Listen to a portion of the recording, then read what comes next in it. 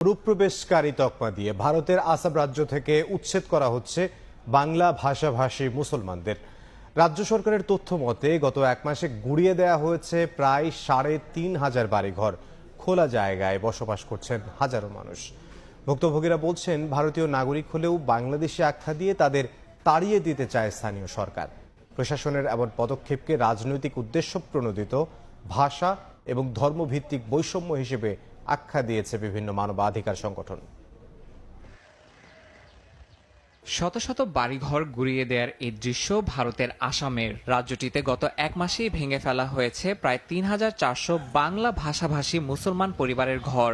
সরকারিভাবে বাড়ি গুড়িয়ে দেওয়ার পর মাথার উপর আর কোনো ছাদ নেই তাদের। অস্থায়ী শিবিরেই দিন কাটাচ্ছেন উচ্ছেদ হওয়া হাজারো পরিবার।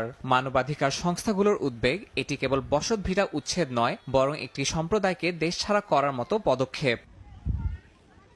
নরেন্দ্র মোদীর দল বিজেপি যেখানে ভোটের প্রস্তুতিতে ব্যস্ত, সেখানে আসামের মুখ্যমন্ত্রী হিমন্ত বিশ্ব শর্মা উচ্ছেদ অভিযান চালিয়ে যাচ্ছেন। তার নেতৃত্বে ২০২১ সাল থেকে শুরু হয়েছে ধারাবাহিক উচ্ছেদ অভিযান। বার্তা সংস্থা রয়টার্স জানায়, এরই মধ্যে ১৬০ বর্গ কিলোমিটার এলাকা থেকে ৫০,০০০-এরও বেশি মানুষকে উচ্ছেদ করা হয়েছে, যাদের বেশিরভাগই বাঙালি মুসলমান। রাজ্য সরকারের দাবি, এই এলাকায় অবৈধ অনুপ্রবেশকারী রয়েছে। তবে উচ্ছেদ হওয়া ভুক্তভোগীরা বলছেন তারা ভারতীয় নাগরিক।